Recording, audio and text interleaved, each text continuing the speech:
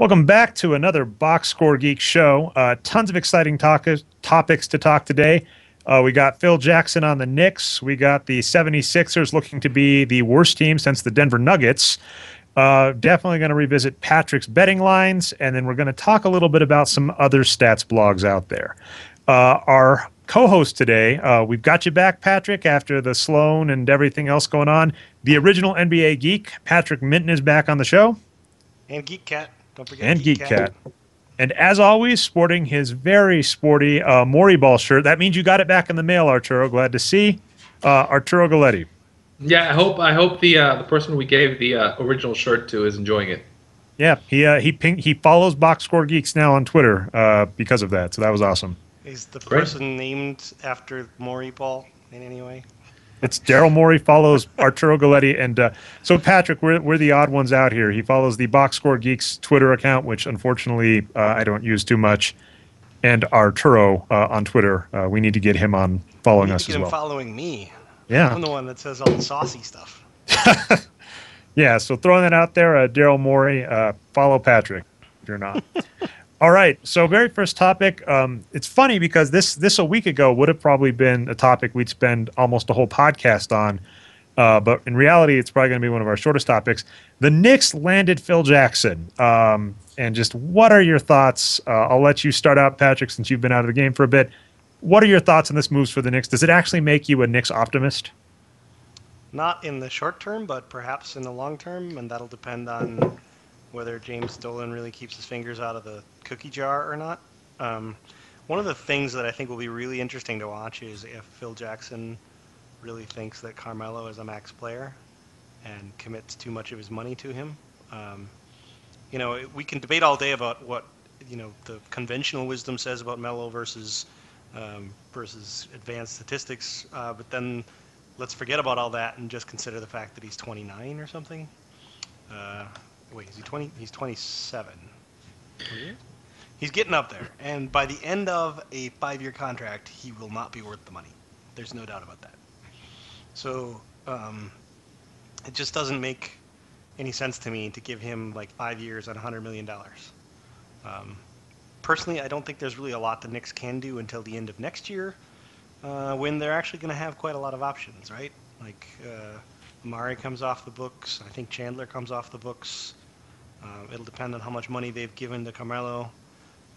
They can probably do a lot of things in the short term in terms of signing smart role players and veterans and things like that. That seems like the kind of thing that they could do. But on the other hand, if you look back in the history of Phil Jackson, I don't see a lot of that stuff. You for every example like Ron Harper that you find, you can find far less impressive sort of free agent signings, and I don't know how much of that was Phil and how much of that was Reinsdorf. It is worth noting at one point in his career, Phil Jackson wanted to get rid of Kobe Bryant, and I think he's pretty good at politics. Where I think he came around when it became apparent, should be very apparent, that the Buses were never going to get rid of Kobe Bryant. It doesn't matter what Kobe Bryant can be accused of rape. He can break his knee and not be playing. He can turn into a 40-year-old, and the Buses will keep paying him max money. Yes. What about you, Arturo? He could be playing politics now, right? I mean, yeah. if Jackson started and the first thing he said was, Melo's not really worth max money, New York would light his building on fire. So, I mean, he could be playing politics now. Who knows? Yeah, I was going to mention that. You remember when I wrote a GM manifesto? Yeah. Yeah, and do you remember what I said about who the two guys you hire, sight unseen, no matter what, were? Didn't you have the KG rule or something at one point? No, basically, if Phil or Pop are available, you hire them. Oh yeah, think about it. Coaches. Yeah. You hire. No, it doesn't matter. You hire them. Coaches. Well, no, even for both, I'd still hire them as GM, particularly Pop. But here's the thing with Phil. Phil has a track record of playing the right guys on his team. So which is kind of unmatched. He always gives the right guys minutes, which tells me he has an appreciation for talent. And again, at this point, I think anything is better than what the Knicks currently had. I think Phil actually is going to be a much. There are a lot of ways which he's going to improve that organization. I think one, because he has the juice to ignore Dolan, which I think is kind of important. I think the other thing is he's going to bring all these Phil guys in, and what I mean by that, he's going to bring all these triangle disciples in, which will be interesting. I think he'll also bring like guys he knows, and I think he has an eye for spotting talent. So I don't think you can do a worse job than what the Knicks have been doing for the last 20 years. So I think, and again, this is truth. I think he's going to be successful at it. I think here's what's interesting to me about it is, they're not in such a bad situation. I mean, I wouldn't mind having a crack at that roster because Carmelo has value, or at least has perceived value in terms of trade. I think Tyson has value in terms of perceived value, and he has real value in terms of trade. And I think Amare is an expiring contract next year. And I think there's a real kind of, with the new CBA, and saying, look, I'm willing to eat $20 million of your contracts, and here's an expiring deal you can get off the books. So there are some contracts out there that could, whereas it's not attractive now to make a trade for Amare, I think next year it's going to be a lot more interesting. It's almost like I'm trading him because I'm willing to eat the $20 million. And again, the Knicks don't care about money. The Knicks can light money on fire all day, and it doesn't really affect Dolan, who's selling out Madison Square Garden and making more money than God because he owns the network and he owns the stadium and he owns the team. So it's, again, I think if you wanted to make a mark as a GM, as a final act, there is no better situation than the New York Knicks, really. Well, and what I kind of disagree with you about their trade assets, though, because I don't think Amari is really worth that much as an expiring because it's so much money. So the earliest a team would want to take him would be at the trade deadline because otherwise he'll just cost them too much money in the short term to make up the money they'll lose in the long term. Second, Carmelo is not really a great trade asset right now because he's going to become an unrestricted free agent, which means best you can get is the bits and pieces you'd get in a sign-in trade. And if they sign him to a max deal, they got to wait like at least until I think it's January before they are able to trade him under the CBA rules, and then it becomes very difficult to trade him simply because of the amount he'll be making. If they give him a max contract, he'll be making like $23 million, and there just aren't that many teams that would be in a position to give enough back just to make the math work. Here's the other thing with Carmelo, and I've always argued this. Carmelo's always had a talent. It's always been about the head. Sure. With Carmelo. And I think when you put him into a system, and we see this in the Olympics, we saw it a little bit last year, he's a lot more successful than when you let him just kind of be and kind of own the team. And I think I'd be really interested to see him in a true triangle offense. I'd be interested to see that too, but I have my doubts that Carmelo wants to do that at this stage in his career. Yeah, by the way, we've got to move on, obviously, and wrap up. But the last point on Melo kind of was George Karl, as you've pointed out, Arturo. He may be a terrible coach in terms of deciding who should be on the floor. As you were next to me at Sloan when he was saying Ray Felton and Ty Lawson were his two best players, and he needed to have them both on the floor at the same time. It was Andre Miller, by the way, but keep going. Oh yeah, okay. So sorry about that. It should have been anyway. But he was saying that obviously. But he was a very good offensive guy, and Melo under that offense still floundered. So he still didn't live up to potential. I'm going to agree with Patrick here.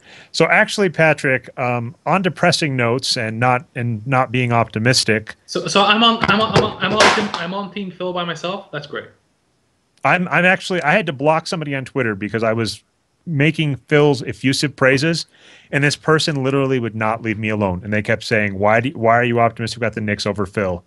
And if you follow me on Twitter, I appreciate it. I love talking to you. If you send me 10 tweets in a row asking me about a tweet I made at like 2 a.m. while I was doing basketball analysis, I will block you because I'm sorry. That's too much. So that's like a Knick fan right there. But on to I guess that's another good segue. On to more depressing notes. And bad fans. Patrick, the tanking 76ers, you ran into Sam Hinkie at Sloan and talked to him and basically said, please win me 3 games. You then have gone as far as writing a post about just how bad of a strategy this is. We've been behind their trade moves, but the level of not caring the 76ers have gotten to is ridiculous. And I'd love to hear you chime in more, expand on your article on that. I think it's more than not caring. See, that's the thing. Like, if it was not caring, then they might be doing things like let's throw Nerlens Noel out there and see what he can do. But this let's let Mullins play 12 minutes in the fourth quarter. That's not caring. That's actively caring about losing. And I don't like it. I'm not a fan of it. I don't think so. Arturo thinks they're rational actors. They should try to lose every game. I don't believe that's the case. I think that they should be totally ambivalent.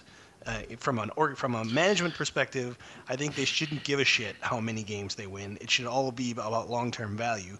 But the coaches and the players should be caring about winning. And right now, either the coach is bad or the coach wants to lose. Those are the two things I'm looking at. Because one of the big arguments I had on Twitter is one of the things they could do is play a much slower pace. They'd be a lot more competitive if they played a slower pace. This isn't rocket science. If you have a team that isn't as good as the other team, which would you rather do? Would you rather have a game decided by one shot or a game decided by 100 shots? If you were going to play a contest against Reggie Miller tomorrow in a three-point shootout, do you want to shoot 1 3 or 10 threes? Right? So they should be trying to play a really rigid, controlled offense. If they were trying to win some games, they could do that. And then somebody on Twitter replied to me, so you're saying Brett Brown should change his coaching philosophy just to win a few games, to which I reply, it cannot possibly be his coaching philosophy that he wants to be terrible for 120 possessions a game, because that worked out so well for so many other teams, right? I put this up today on the Visual Guy, which is like, if you look at what the Spurs are doing, you look at what the Sixers are doing. If you look at the pacecraft, the Sixers are way over here, right, and the Spurs are way over here. So even the Spurs, which are a really good team, don't. And again, the Spurs don't want to play a fast pace because they want to make sure that they rest their players. But like to Patrick's point, like we want less rolls, we want to play less possessions, and the Sixers are kind of doing the counter to that, which kind of leads credence to the fact that they're trying to rely on a large sample to get them to lose. And again, I think here's the difference is, for me, based on the incentives they have in place, the rational move is to lose. Because there's nobody on this team. There's really almost nobody on this team that's going to be relevant at all to next year's team. I mean, it'll be a brand new team next year, except for Carter Williams and there's two players, Williams and Thompson. Williams and Thompson are two guys and, who are well, going to keep and one that's not going to play, Noel, and that's like this is the biggest red flag because there are things that a rookie can learn in his first, say, 20 to 30 games that are super, super important. And you look at the way a lot of rookies have played, learning how to play NBA defenses, learning how not to foul, etc. Those are really valuable insights. So they could give Noel a leg up so that he'd actually be a much better player next year in the first month. But they're choosing not to. And that's I look at how successful do you think they want to be next year, though? I mean, I think they want to be successful, but I think the plan is not to be that successful next year because I think their plan is to be like a 35-win team next year. I mean, I think here's the thing: if their lottery picks pan out, there's a real benefit for them being something like a 45-win team because they have more free agent money than anybody, so they have money for two max guys. Really, the way their team exactly. I think so. If it depends on how they succeed and with whom they succeed. Yeah, it's like I think next year they look to trade young. A point to that max money. We've seen Joe Dumars and the Knicks. Oh, and by the way, Patrick, if you can move your mic down just a little bit, it'd make you easier to hear for us. But we've seen teams clear up lots of cap space and then just waste it.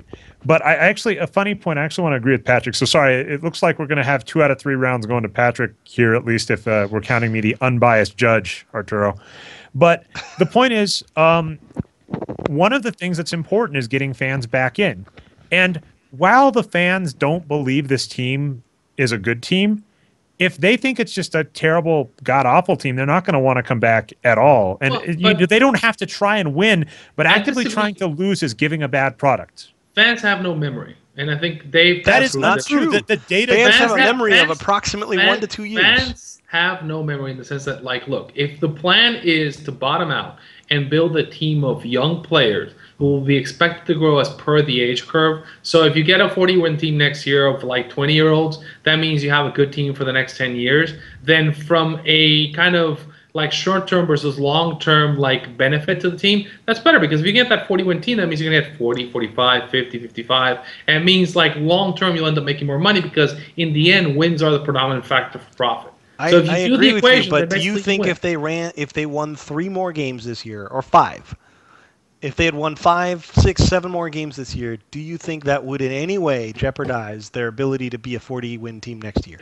I don't necessarily believe so, but again, I do think there's an advantage of having more ping pong balls in terms of having more assets. So I think the return, and again, this is another piece I need to write at some They point, which get is the I same think number of ping pong balls. The only question here is what position the first ball is at. That's the only question.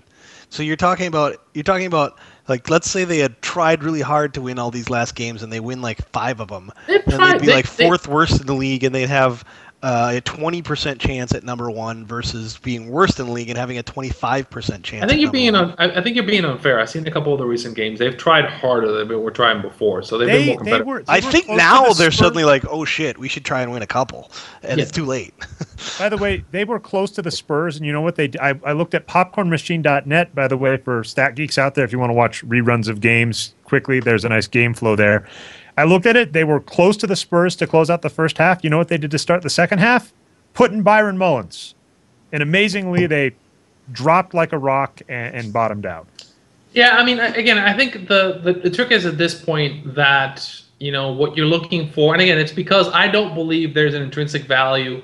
I don't think there's in the majority of the situation, particularly this draft, I don't think there's any value in like the 1 pick versus a 2 pick versus a 3 pick. That's me. I actually think the best prospect in the draft is not even a college prospect. I think it's the European player who's like the best guy in Europe right now, who's going to be like number 11 or 12. But it's Swiss kid. I forget his name right now, but he's fantastic. So if I'm a team, I don't necessarily I want to be like have 2 picks in the top 10 or maybe top 15, but I don't necessarily need to have the 1 or 2. But that's just me. And in fact, I think that having like the 4 pick or 5 pick is more attractive than the 1 because I end up paying the player less, right? So By the way, better. to end this topic on, you are saying the best position in this draft to be is the Nuggets because we're going to have 2 picks in the top 15 in this draft. Yeah, but the Nuggets. I'm an Arsenal fan, so I feel confident in saying that like that ownership group is going to screw it the fuck up.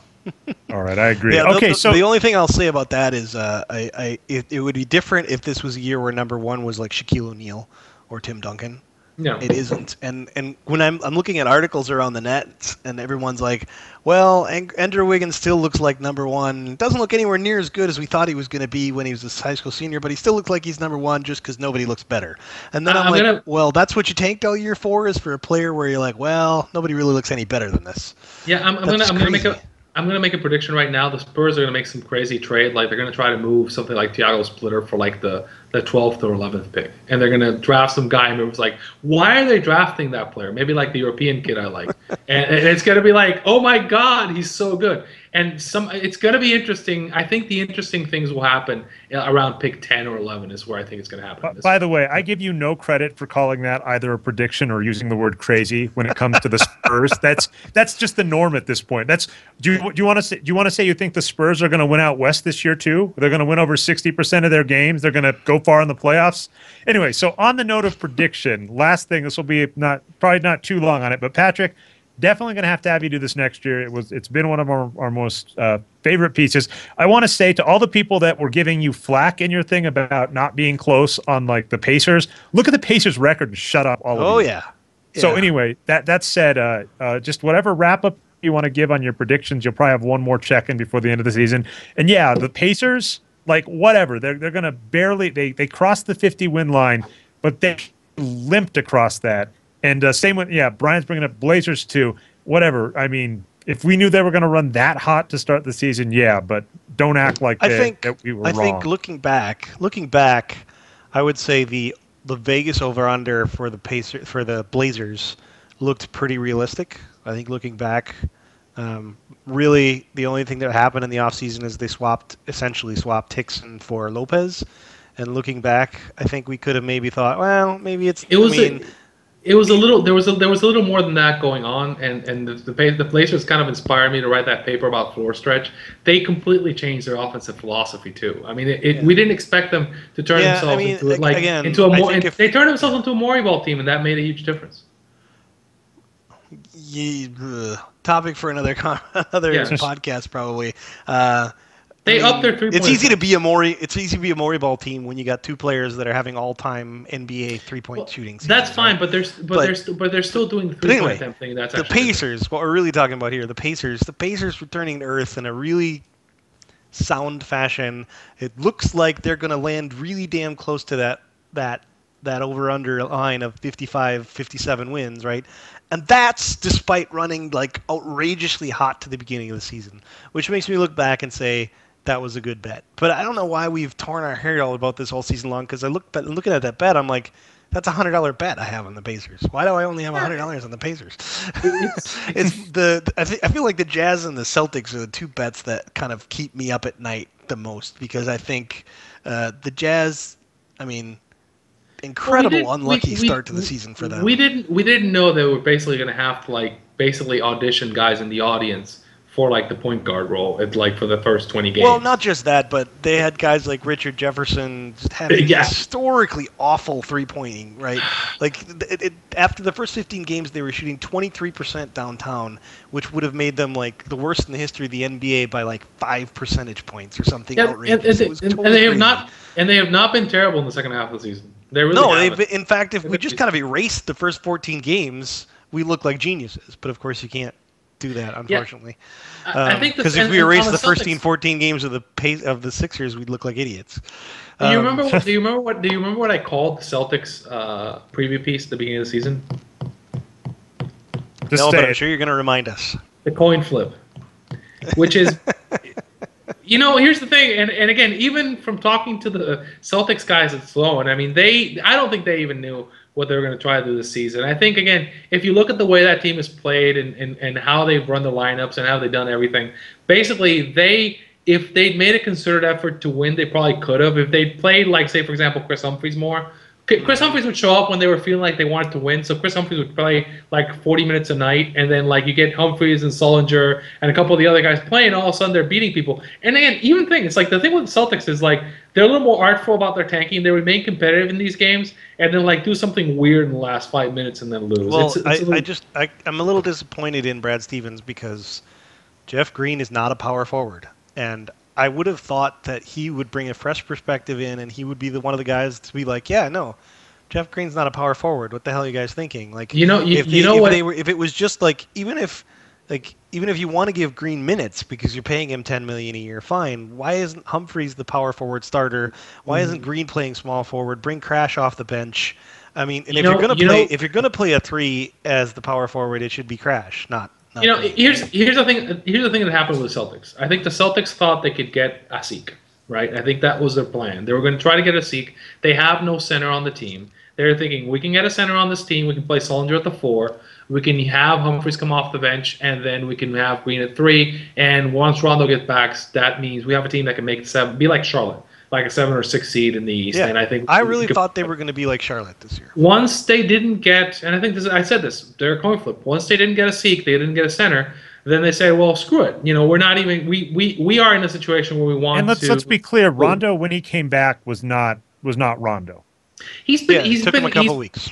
He's been getting better. And again, it comes down to the fact that, again, they're not trying to, and again, I'm not going to say that the feeling we got from talking to that team and talking to people on that team was they're really, at this point, they failed on the season, right? And I think it was funny. I'm just going to cut you off talking about Sloan and Celtics at all. And we're going to get to our next topic shortly. But one thing I just want to throw out there, because we got a little love in the comments. You guys have been so lovely this entire season, by the way. To kindly leave out when Patrick has nailed a pick. We've heard crickets about the Knicks. And so lovingly and politely asked us about when we've been, quote unquote, wrong. But what I just want to throw out there is Arturo, when you made those, basically you said, based on the information we have on the time right now, here is a educated guess. As the NBA season shows, lots of crazy stuff can happen, and it might be stuff you can add into a model, but some of it's stuff I wouldn't even want to. We can't know Rondo's going to get injured and to what degree. We can't know Andrew Bynum's going to have 10 different haircuts. So you make the most educated guess you can at the time. At halftime, yeah. And then that actually looked pretty good. And there were a few, this is one year where, and I hate to say it this way, where, a slight nudge one direction or the other. If the Pacers run hot 5 games shorter, we probably make our bet. If the Blazers run hot 5 games shorter, cool. But I want to wrap. I was like, not enough is made of the fact that the Pacers have played the easiest schedule of the entire NBA, and it's significant. Like it's 6 wins. Like the difference between their schedule and the Lakers' schedule is about 6.5 wins. That's huge. And so I'm going to ask Patrick. You can just whatever you want to wrap up your thoughts on predictions for the season, and then we'll hop into the 538 discussion. Okay, so all I'm going to wrap up with is I've followed Arturo's advice, and I have in my pocket a lovely ticket. I'm not going to show it to you because it's not really in my pocket, but I have one. It's a lovely ticket for the Bulls to win the Eastern Conference, and Vegas is going to pay me 30-1 on that. And I ask you, looking at the Heat and the Pacers right now, does anyone really think that each of those teams is that the field is a 30-1 favorite over the Bulls? Because if you think that, you're a fanboy. That's crazy. Those teams are stumbling a little bit. The Bulls are heating up. The Bulls are playing great. And the Bulls play, in particular, a style that works pretty well in the playoffs.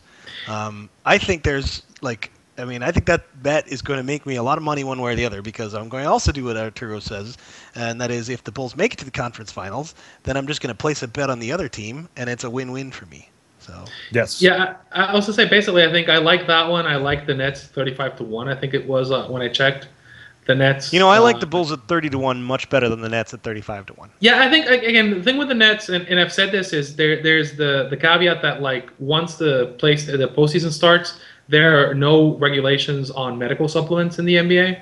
And so the Nets are. But that's going to help other teams too, right? But no team is going to be helped like the Nets. I mean, I think like if you get if Garnett gets one of these injections, magical injections he got with the Celtics, and he shows up, and like a couple of the other guys, Joe Johnson and Paul Pierce, and some of these older guys all of a sudden start playing like they've done sometimes in the playoffs. That's a team that the one is going to be kind of more spry than been the entire season. And the other thing is they're going to get every call. I mean, like the league has a marked incentive to have a large market team. And this piece is going up tomorrow, but I made a whole point about how the Clippers have a real advantage in the sense that they're the only real large market team that has a real chance of winning the title. And I think the NBA would much rather have like say a Clippers Heat final than say a Spurs Pacers final. I think the league bodily throws itself in front of a Spurs Pacers final. It might try, but the Spurs I'm not a conspiracy theorist. Yeah. Okay. Again, it's biased. So anyway, talking about biased stories that may or may not be grounded in data, we've had some interesting back and forth, and we'll figure out. By the way, we're just going to confuse the audience when we talk about pieces going up. We actually have a glut of pieces ready to go up. One of the great ones that's close is Patrick. You talked about 538. They basically recently released a piece talking about the value of a steal. This is Benjamin Morris. And one of kind of the backlashes against 538 in general was from Paul Krugman, which is kind of saying this was supposed to be a stats revolution. And really, we're just kind of seeing the same kind of anecdotal, hand-wavy math. And we've been less than thrilled with it. And your kind of comments on the steals, I think, definitely hit that. And I don't want you to necessarily... I'm letting Patrick jump in first here on this. Don't worry. Let me say something. I've got a nice soundbite. It's Gawker in Fancy Pants. All right. But just to say that, I don't want to bash other sites too much, but just your thoughts on 538, and obviously we'll have more pieces coming up in the near future. You talking more, Patrick? I tend to agree with Krugman, and by the way, lots of other economists like Tyler Cohen, Noah Smith, and I mean, I read a lot of econ blogs. It's kind of how I even got into this business in the first place. And pretty much everyone I've read, except possibly with the exception of Justin Wolfers, is of the same agreement. Oh, we lost. Did you just cut out? No, this is terrible. Hand waving. Oh. So Patrick's mic. Sorry about that. Sorry, my mic goes in and out. And it just went out. Am I back again? Okay, there we go. Okay. I'm sorry. It's the microphone goes to sleep every once in a while if I don't press a button. Great design. You said with the exception of Justin Wolfers was about where you were at. Right. So he seems to be the only one that seems to be sort of on the side of 538. But I guess what I'm getting at is I feel like Nate Silver had an experience which we all know about during the election, where he basically took some real science, applied it to a field, and everyone in that field, at least all of the pundits in that field, said you're crazy, and he, armed with science, said you guys are all idiots. I'll put my money down on this, and then he was right. And I think out of that experience of calling all 50 states, he seems to have somehow come to the conclusion that everyone in every field is an idiot, and only like the people in his site that work for him have sort of the true secret knowledge of how the universe works. The problem is that there's no transparency in the data. Literally every piece I've read so far on 538 contains hand waving. There's a statement somewhere, I did a regression, but then there's nothing about, well, what variables went into your regression? How did you do the regression? What did you hold constant? There's nothing in there at all. And the latest piece on steals is a perfect example of that, where I think the main point I try to make in the article, or two main points, is that he makes a claim that rebounds tend to be pretty much replaceable. In other words, one player is just as good as another player in terms of rebounding, except that happens to not at all be true if you differentiate between defensive rebounds and offensive rebounds. And then also the other point. And offensive rebounds are pretty much the same as a steal transactionally, but keep going. Right.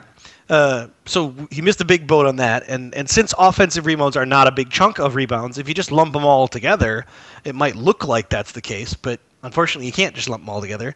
The other point is he says that points are easily replaceable, except that's a bit of a fallacy too, because you're conflating points and shot attempts. While it's true, it's easy to replace 9 points. It's not easy to replace a guy who scores 9 points on 6 shots. There's a big difference. I think the problem with that piece, right, and I'm a little on a different side with this particular piece, which is I think there is I agree with the ideas behind it in because I understand the context. So I've seen his regressions before. I've seen the numbers he's talking about. I understand what he's getting to. He did a very, very, very poor job of getting his ideas across. And I think that's the key problem with the site is an editorial problem. I think one, they're not doing a very good job of properly writing these pieces, or like getting them. They're basically, it's almost like they're selling people raw bread, right? So there's some pieces that have some good ideas, but really they should like go back to the shop and kind of spend some more time getting written and like getting properly sourced. And the other thing that frustrates people is like, we've done a lot of work at trying to make a lot of this stuff understandable, and kind of I take the time to kind of, hey, let me source it and put references on this and make sure that people can kind of like reconstruct what I'm doing, get more references. And they haven't really done a successful job of that. I think the other one is you can't, and we were talking about this a little bit, the difference, for example, between this site and Grandland is like we were arguing that like, Grandland has done a great job at hiring guys who are, whatever you think of it, they've hired some guys who are the best in their fields or really, really good writers. Whereas I don't know that the guys who are writing for 538 necessarily have the best grasp of actually getting their ideas across. Whether good or bad, I think some of it is like, we were on an email chat where people were just, going insane about it. And I think once we started explaining, here's what he actually meant, people weren't that insane, but there were some real problems, but they just didn't do a good job of getting their ideas across. I think there was no time limit on writing that piece. I disagree with you. I think that based on the way I read that piece, my impression coming away from that piece is that Benjamin Morris doesn't quite understand the science of how it works and doesn't really quite understand the interactions going on. So let's take, for example, the concept that a steal is worth more than a point. That simply isn't true. Like a point, if you just regress points on wins versus steals on wins, they're worth about the same. But here's the thing, and this should be intuitive to everybody, it's nearly impossible to score a point without a field goal attempt. Yeah, I think whereas it's quite possible to get a steal without a field goal attempt. So when you score points, you also do something that's bad, which is shooting, and shooting is bad in the sense of that ends your team's possession, right? Exactly. So the only way to come away from a field goal attempt in a positive manner is to score more than 1 point, right? Yeah, I think what you really should be looking at is marginal points. Is a steal worth more than the marginal points greater than 1 of a field goal attempt? Yeah, and I think where he made the mistake, or again, I think the idea he was trying to get across is, because player A raised his points per game by 5, right? I think he's saying it's more valuable for a player to raise his steal total by 1 per game as opposed to raising his point total by like 9 per game, because those 9 points, you're not necessarily, what's the return you're getting? What's your field goal percentage? Except that that's not true. That depends entirely on the player. And again, this is the key point I'm making in my article. You can say a guy who scores 20 points a night is replaceable because I can find somebody else that scores 20 points a night. So my answer to that is it's easy in the NBA to find a guy who scores 20 points, but it's very hard to find a guy in the NBA who can score 20 points on 14 shots. So that leads me to the question of, are LeBron's 25 points a game easily replaceable? And the answer is obvious to everybody, even the ones that haven't done the math. Of course not, because LeBron only needs 15, 16, 17 shots to do that. And that's more valuable than a guy who needs 25 shots to do that. His points are more valuable than somebody else's points. Not because the point itself is more valuable, but because he simply uses offensive possessions more efficiently. And that's the thing that's totally being glossed over and conflated together into one big-ass variable. He went at the yay points argument in a really bad way. But the article leads me to understand that he doesn't quite understand the argument. That's what I'm saying. But, well, the point being that, like, I agree with, presenting the yay points idea and trying to get it to the mass market is a good thought and a good thought for a piece.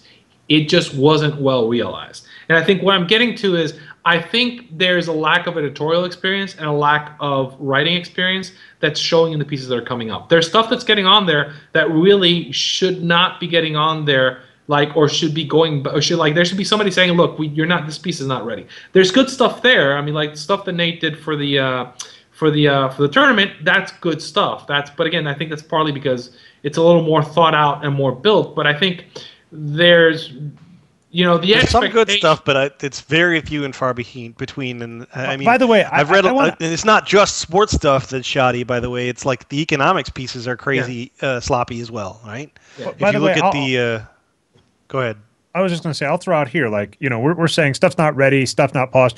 I don't want to make it look like this is easy because we've made those mistakes. After when we launched the site, one of the things we immediately did after was ask Devin to do more editing for us because we noticed typos were getting through. We're not always clear in our explanations because all of us have a pretty big background in statistics and math and stuff that we might say to each other that's obvious. I'll have someone raise their hand and be like, I just don't understand what that meant, and you have to go back to the drawing board. We don't want to make the impression that this is solved, but what we should make the statement of, I think about 538 is, with the mantra they came out with the kind of way they approach this, they were like, we are going to be experts, we are going to shine new lights in the field. They are no better than ESPN. Something that I'm surprised no one else has brought up about that piece. I would make the point that they're way worse than something like Grandma right now. I mean, I think it's so 100%. I mean, again, this is not. I disagree with Arturo. This is not about polish. I think that they're pretty well polished. They're pretty well edited. The pieces. Like, if you look at that Benjamin Morris piece, I think it's actually well written. I just think all of the logic and science behind it is wrong. And the funny thing is, we've talked about this before, is he's not wrong, right? I mean, steal is a really important thing, and finding guys that can get steals is way harder than finding guys who can score points. But I'm not talking about like literary polish. What I'm really talking about is to give you an example. I'm a black belt in my personal life, which means I review black belt projects from other engineers.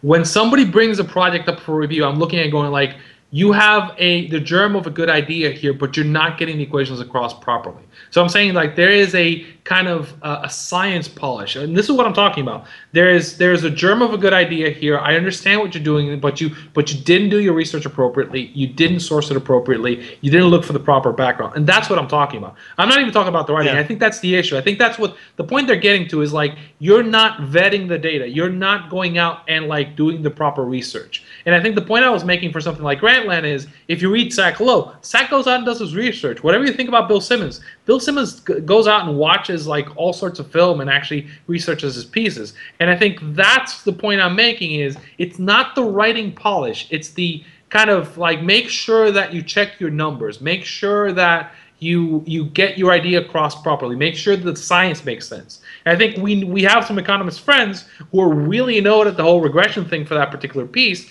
And it's because I've seen his regression before in other places, so I'm familiar with it, but it's not clear. Right? And somebody who's a little more, if you're writing a science blog or an economics blog, you need to have proper references so people can check your work. Because I remember I loved reading the old 538 blog, You know, I've been reading Nate since like he was writing for About Baseball, and he used to do a really good job at resourcing and like referring like his original work. And I think this is the stuff that's getting lost right now. Right, so it's not it's bad science, agree not with bad most writing. of that, right? I mean, if that's the way you want to phrase it, I think I can agree with most of that. I think, one key of this is an unknown economist professor, friend of ours, an unnamed economist professor that we all know, basically made the point of, if this were turned in as a paper, it would be an F. Like, there's not even the pretense of showing your work there. And when you're trying to get across a radical idea, there has to be some burden on you to show some proof. It can't just be I ran a regression. That's, by the way, secret on my hard drive. You can't see it. And the regression proves that a steal is worth 9 points. That's not foxiness. That's just hedgehog. Well, that's classic ESPN, and something that should be noted about that article is he brought up per. He like, first off, like, even talking about a paper. This was the first point I made. I guess Dave must be mellowing. I mean, someone must be mellowing because that didn't even blip on his radar. But he talks about per, and if you're going to use a box score statistic, even agree with wins produced or not, agree with win shares or not, per is not the metric to use. You cannot call yourself a data-driven blog. I hate to be mean, but when I look at analysts, if you tell me you use per on anything other than a popularity metric, I'm sorry, but I know you don't do anywhere close to the level of data analysis we do. And I'm sorry. And that to me kind of offended me about the 538 blog is, it seems like they joined ESPN and I went, ESPN now has some good people. This was prior to some of their hirings, by the way. I went, they've got Dean Oliver on staff. They've got Nate Silver on staff. They've got no excuse. And it seems like when you get those people on staff, you either have them not write, because, we don't see Dean's writing that frequently, or Nate Silver, where it seems like the articles kind of turn into ESPNified. And we didn't really get much into it. We're about out of time, by the way. And my laptop battery is telling me that too. Kurt Goldsberry, when he joined Grantland, he went from showing brilliant charts to kind of making up narratives about how Monte Ellis is great, even though he's pretty much the same player he was last year. And as our producer Brian pointed out, he really should be called a role player. He can't be called a star on that team, and yet we're seeing narratives about the brilliance of coaching and the star playing of Ellis. I'm going to make 2 points. I think one, that the Mavericks stand to profit from selling Monte Ellis as a good player, because it raises his value. Sure. Whether or not, I'm not sure whether I think they're savvy enough to know what they have in Monte, and they understand what they have, and I think they want to drive up his perceived value. I think the second point I was going to make is, here's the point. I think the problem with Grantland comes down to the fact, with 538 comes down to the fact that they don't have a qualified editor.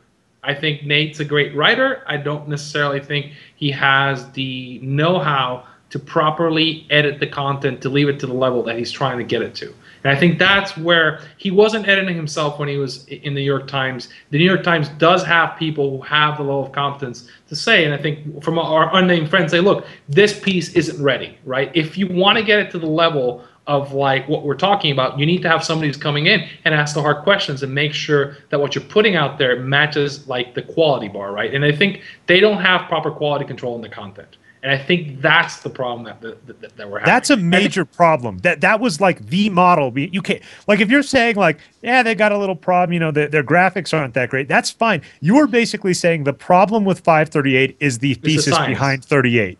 No, you're saying like what it said it was going to do is its problem. No, I'm saying the content is fine. I'm saying the writer is fine. I'm saying the if you're going to write this blog, you need to have somebody sitting there and reviewing the science. Look, this has to be to this level. If it doesn't hit this bar, like it's editorial control. If it doesn't hit this bar, it's not getting on, right? And I think if you're getting to the point where like you're more concerned about, oh, let's get this controversial piece saying that like a steal is worth 9 points, as opposed to no, let's make sure that it's well written and well researched and well referred. Just to point out, you called it well written earlier on this podcast.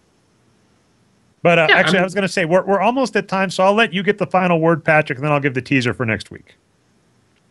I don't really have a final word here today. I don't know. Give the final word to somebody else. I just got a Bulls ticket burn a hole in my pocket, man. Go Bulls. All right. Go Bulls is a fantastic one. I'll be really curious to see what, tweet at Arturo Galletti, at NBA Geek, at Nerd Numbers, at Boxscore Brian. Definitely leave in the comments. I'm curious to hear your thoughts, fellow listeners, on 538. Kevin Draper, one of the friends of the podcast, he had a great tweet up about it. I'll see if I can include a link or test Brian's speed and see if it's up on the video version of this podcast. As for next week, this hit the cutting room board amazingly, but the Northwestern Union passed level 1. And Arturo helped do some research, and Dave was an expert witness. So we like to hope we're on the side of good and stuff going forward. But this is a huge topic about what being employees mean, what it means going forward. We've had tons of thoughts on the NCAA, so that might be a topic for the future. Obviously, the playoffs are coming up. Can I have a closing word on this? I think the words of Martin Luther King, which is the arc of the universe tends towards moral justice. It's a slow arc, but it gets there eventually. I think that we didn't talk about the union because I think we wanted to make sure that we spent enough time on it. I think it's an important decision. I think the battle's not done yet, but I think, I'm glad that, student employees are going to get the chance to have due process and have the ability to negotiate proper compensation and benefits for themselves. I think that's great. And yeah, we definitely want to talk more about that. And then I'm going to throw this out as the last question, if it's even worth doing. Is it an MVP race or is it Durant? Expert prognosticators, Arturo, do you think there's anybody other than Durant? No, I think it's Durant. I think that unless LeBron goes completely insane and puts up 50 points in 4 straight games, it's going to happen. I think, I think it's a worthy MVP season, and there's no reason for it not to be him. I think it's going to happen. So I think it's congratulations to Kevin Durant.